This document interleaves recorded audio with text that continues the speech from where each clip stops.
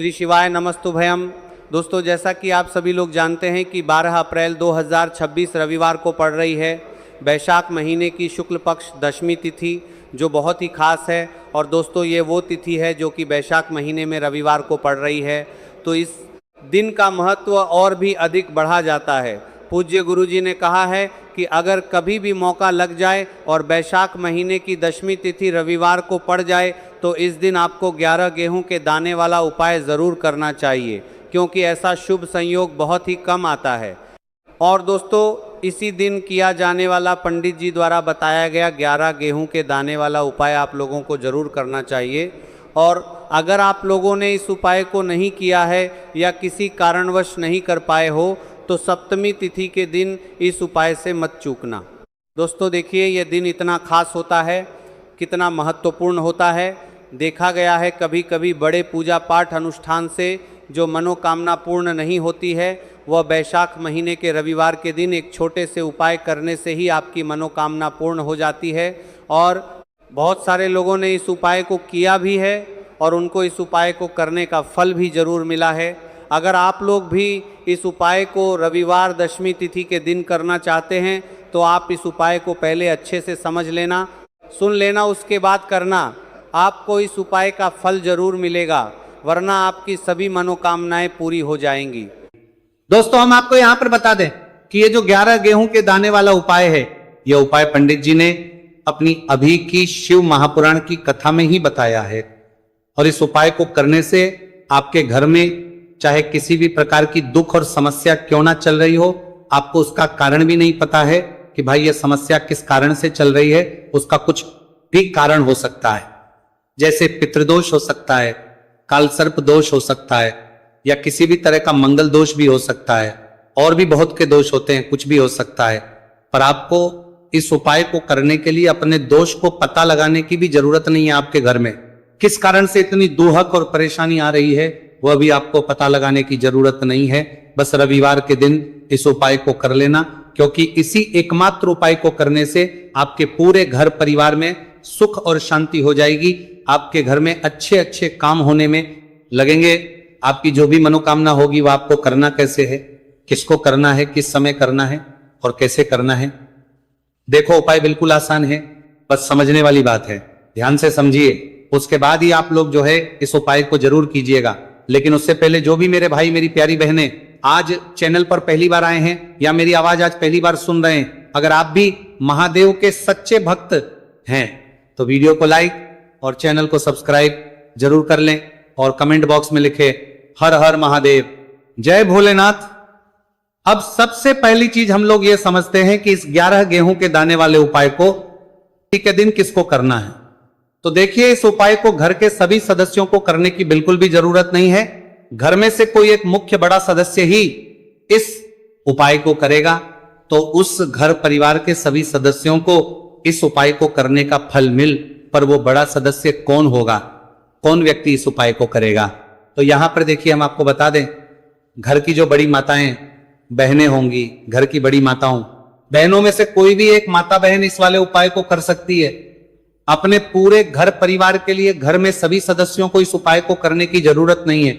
मात्र घर की जो बड़ी माताएं बहनें हैं उनमें से कोई भी एक माता बहन इस वाले उपाय को करेगी, उसके घर परिवार के पूरे सदस्यों को इस उपाय का फल मिलेगा। अगर किसी कारणवश माताएं बहनें घर में उपस्थित ना हो या वो इस उपाय को ना कर रही हो, कुछ दिक्कत हो, तो भाई उस जगह पर फिर घर का कोई बड़ा व्यक्ति भी इस उपाय को कर सकता है। माताओं बहनों के कहने का मतलब यह था कि माताएं बहनें घर की लक्ष्मी होती है। जब घर की लक्ष्मी कोई उपाय करती है तो निश्चित ही भगवान शिव जी बहुत जल्दी प्रसन्न होते हैं और उपाय का फल मैं बहुत जल्द और बहुत बड़ा करके भी यहां पर देते हैं। तो आप लोग ये बात समझ गए होंगे। अब हम ये बात समझते हैं इस वाले उपाय को हमें करना किस समय है। इस 11 गेहूं के दाने वाले उपाय को हमें इस रविवार सप्तमी तिथि के दिन करना किस समय है। तो देखिए, इस उपाय को करने का जो समय है शाम का समय है। अब देखिए, यहां पर हम मुख्य रूप से सुबह का समय नहीं बोलेंगे, क्योंकि देखिए ये जो सप्तमी तिथि है और आप सभी लोग जानते हैं इसका प्रदोष काल का जो समय होता है ना, इस दिन भगवान शिव और माता पार्वती जी का सबसे प्रिय दिन होता है। तो आप लोग इस गेहूं के दाने वाले उपाय को शाम के समय में कर सकते हो। और देखो, अगर सुबह करोगे तो आप 8 बजे से 11 बजे के मध्य इस उपाय को कर सकते हो। और देखो, अगर शाम के समय कर रहे हो तो इस दिन जरूर शाम के समय का ध्यान रखना कि शाम के 6 बजे से लेकर 7 बजे के बीच में अगर आप इस उपाय को कर सकते हो तो बिल्कुल कर लेना। पूरी कोशिश करना, आपको उपाय का फल जरूर मिलेगा। ये बात आपको समझ आ गई। अब बात करते हैं उपाय की। देखो, गुरुजी ने कहा है कि अगर रविवार के दिन सप्तमी तिथि पड़ जाए तो इस दिन आपको 11 गेहूं के दाने वाला उपाय तो अवश्य ही करना चाहिए। देखो, यह उपाय यदि आपके जीवन में कर्जा बहुत अधिक है, आपके जीवन में संकट बहुत अधिक रहते हैं, आपके ऊपर बहुत अधिक विपदा आ रही है, बार बार आपको अपने व्यापार में और अपने धन में हानि देखने को मिल रही है, यानी कि आपको प्रत्येक कार्य में हानि हो रही है, तो आपको यह करना चाहिए। देखिए, इस उपाय के लिए आपको 11 गेहूं के दाने आपको लेने हैं। ठीक है, 11 दाने लेने के बाद में आपको जरूरत होगी चावल के दानों की। 11 चावल के दाने और 11 गेहूं के दाने, और चावल के दाने खंडित नहीं होने चाहिए। अब आप कहोगे भैया गेहूं कहां से लेने हैं? देखो, आपको किसी भी किराना स्टोर पे गेहूं के दाने मिल जाएंगे, जाके ले लेना। ठीक है ना। 11 गेहूं 11 चावल के दाने लेने हैं। साथ ही साथ आपको एक तांबे का लोटा लेना है और उस तांबे के लोटे में आपको जल भरना है। जल खुद के घर का होना चाहिए, मंदिर का नहीं होगा। अब आप ये सब सामग्री लेकर पहुंच जाओगे महादेव के शिवलिंग के पास में शाम के टाइम पे प्रदोष काल में। देखो, जब आप ये उपाय कर रहे हो तो अपना फेस रखना उत्तर दिशा, नॉर्थ डायरेक्शन की तरफ। अब यहां पे जो मैं आपको क्रम बताने जा रहा हूं ना, उस मेरे क्रम को बहुत ध्यान से सुनिए। महादेव को अगर कोई सबसे प्रिय है ना, तो उनकी सबसे छोटी पुत्री जिनका नाम है माता अशोक सुंदरी, जो आपके पास में चावल के रहदाने हैं ना, उन चावल के 11 दानों को माता अशोक सुंदरी के स्थान पर आपको अपना नाम और गोत्र बोलते हुए समर्पित कर देने हैं, है ना। चावल के दानों को रखने के बाद में जो आपके पास में तांबे का लोटा है ना, उस तांबे के लोटे को कहीं पे भी हम जल नहीं चढ़ेंगे। सिर्फ और सिर्फ माता पार्वती का जो हस्त कमल आपको दिख रहा है, यहीं पे गोल गोल आपको समर्पित करना है, उसी जल को, और कहीं नहीं। ना तो माता अशोक सुंदरी के स्थान पर, न शिवलिंग के ऊपर, सिर्फ आपको यहाँ पे गोल गोल जलाधारी पर आपको उस जल को समर्पित करना है। अब आपके पास में बचे हुए हैं 11 गेहूं के दाने, और बचे हैं उन्हीं 11 गेहूं के दाने को आपको अपनी मनोकामना, अपने विशेष कहते हुए महादेव के शिवलिंग के ऊपर अगर आप सप्तमी तिथि के दिन प्रदोष काल में समर्पित कर देते हैं तो आपकी जो भी मनोकामनाएं होंगी, जो भी विश होंगी, महादेव पूरी जरूर करते हैं। अन्न समर्पण करने से, उस खासकर गेहूं को समर्पण करने से हमारी इच्छाएं पूरी होती है। और अगर वो दिन, तब तो इससे सुंदर संयोग कुछ भी नहीं हो सकता। आपकी इच्छाओं को पूरा करने के लिए बहुत स्पेशल, बहुत प्यारा सा उपाय आप सभी को जरूर करना है। ध्यान में रखिएगा, यह उपाय प्रदोष काल में करना है। देखो, गुरुजी ने कहा है भगवान शिव के शिवलिंग पर 33 कोटि देवी देवता का वास होता है। अगर हम शिवलिंग के सामने कुछ भी उपाय करते हैं तो हमारे सभी देवी देवता हमसे खुश हो जाते हैं। ये उपाय आपको अवश्य करना है। देखो, सुबह के टाइम नहीं कर सकते, ठीक है। अब बात करते हैं अगले उपाय की। देखिए, अब हम जान लेते हैं गुरुजी द्वारा बताए गए दूसरे उपाय के बारे में। इस उपाय के लिए आपको मात्र 2 लौंग लेनी होगी, यानी कि आपको लौंग का जोड़ा लेना है। 2 फूल वाली आपको लौंग लेनी है। लौंग का जोड़ा से भी खंडित नहीं होना चाहिए, इस बात का ध्यान रखें। इसी के साथ में आपको लेना होगा लाल चंदन का पाउडर। देखिए, यदि आपके पास लाल चंदन की लकड़ी है तो उसे घिसकर भी आप चंदन के रूप में प्रयोग कर सकते हैं। यदि पाउडर है तो उसका भी आप अपने उपाय के लिए प्रयोग कर सकते हैं। देखिए, चंदन जो है वो तेज का प्रतीक माना गया है और साथ ही साथ जीवन के अंधकार को दूर करने का प्रतीक माना गया है। अब इसी के साथ में मात्र एक तांबे के पात्र के अंदर शुद्ध जल लेना होगा अपने घर से। अब दोस्तों, ये तीनों सामग्री लेकर के सीधे आपको पहुंच जाना होगा भगवान शिव के मंदिर में। देखिए, इसी के साथ में आपको एक गोल बाती का दीपक भी लेना होगा। दीपक आप मिट्टी का भी ले सकते हैं, शुद्ध घाटा मढ़कर उसका भी तैयार कर सकते हैं, और दीपक में आपको शुद्ध घी का प्रयोग करना है। लेकिन जैसे ही आप इन सभी सामग्रियों को में लेकर के पहुंचेंगे मंदिर में, जैसे ही आप चौखट के वहां पर पहुंचेंगे तो मंदिर की चौखट के सीधे तरफ आप जो अपने साथ एक गोल बाती का दीपक लेकर के आए हैं, उसे आपको सबसे पहले तो प्रज्वलित कर देना है। यानी कि जैसे ही आप मंदिर की चौखट के वहां पर प्रवेश करते हैं तो उसके सीधे तरफ आपको ये गोल बाती का दीपक प्रज्वलित कर देना है। अब देखिए, जैसे ही आप ये दीपक प्रज्वलित करेंगे तो आपकी जो भी मनोकामना है उससे आपको बोल देना है। आप इस दीपक को इस प्रकार से करने के बाद इन सभी सामग्रियों को आपको शिवलिंग के पास में लेकर पहुंच जाना है। अब देखिए दोस्तों, आपके पास जो एक तांबे के पात्र के अंदर शुद्ध जल है, उसमें से आपको केवल आधा लोटा जल ही भगवान शिव के शिवलिंग पर अर्पित करना है। आधा लोटा जल आपको उसी पत्र के अंदर बचा लेना है। अब दोस्तों, आपके पास जो 2 लौंग है यानी कि का जोड़ा है, उससे आपको अपना नाम और अपने गोत्र को बोलते हुए आपकी जो भी समस्या चल रही है, आपके जीवन में जो भी परेशानी उत्पन्न हो रही है, उन्हें आपको बोल देना है। और ये जो लौंग का जोड़ा है, इसे आपको भगवान शिव के शिवलिंग पर अर्पित कर देना है। जैसे आप ये 2 लौंग शिवलिंग पर चढ़ाएंगे तो अपना हाथ जो है वहां पर आपको रखना है और महादेव से आपको प्रार्थना करनी है कि मेरे जीवन की ये जो परेशानियां हैं ये सभी दूर हो जाए। यानी कि आपके जीवन में धन की संबंधित परेशानी चल रही है, कर्ज की समस्या चल रही है, बच्चों का पढ़ाई लिखाई में मन नहीं लग पा रहा है, घर के जो आर्थिक संकट है वह सभी दूर हो, व्यापार आपका ढंग से नहीं चल पा रहा है, घर में रोग की स्थिति बनी हुई है, यानी कि जिस भी प्रकार की आपकी समस्याएं हैं उसे आपको महादेव से बोल देना है और महादेव से इन सभी समस्याओं को दूर करने के लिए आपको प्रार्थना कर लेनी है।